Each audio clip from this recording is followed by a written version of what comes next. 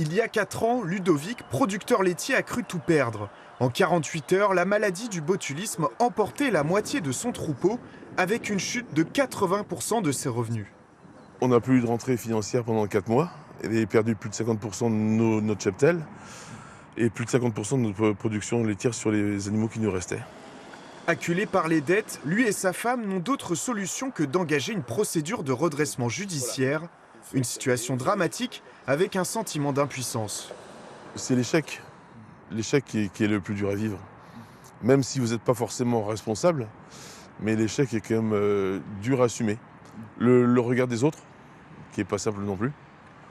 Parce que pourquoi il n'a pas réussi? Et tant que vous n'êtes pas dans la situation de l'autre, il est difficile de juger, mais pourtant on vous juge. Pour accompagner ces agriculteurs dans la difficulté, les chambres d'agriculture proposent le dispositif Réagir. L'an passé, plus de 400 exploitations agricoles ont été assistées sur le territoire breton. 1 sur 2 était en production laitière.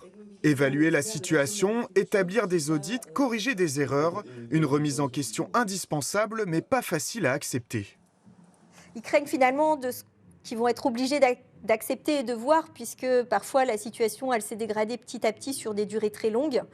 Et effectivement, nous faire intervenir, c'est aussi accepter le diagnostic qu'on va poser. Donc c'est parfois aussi difficile cette démarche. Parfois ils ne sont pas prêts à entendre ce qu'on va leur dire. Selon la Chambre d'agriculture de Bretagne, l'année dernière, 1/3 des agriculteurs rencontraient des difficultés à cause de problèmes de santé et familiales. 19% des exploitations ont été orientées vers une cessation d'activité.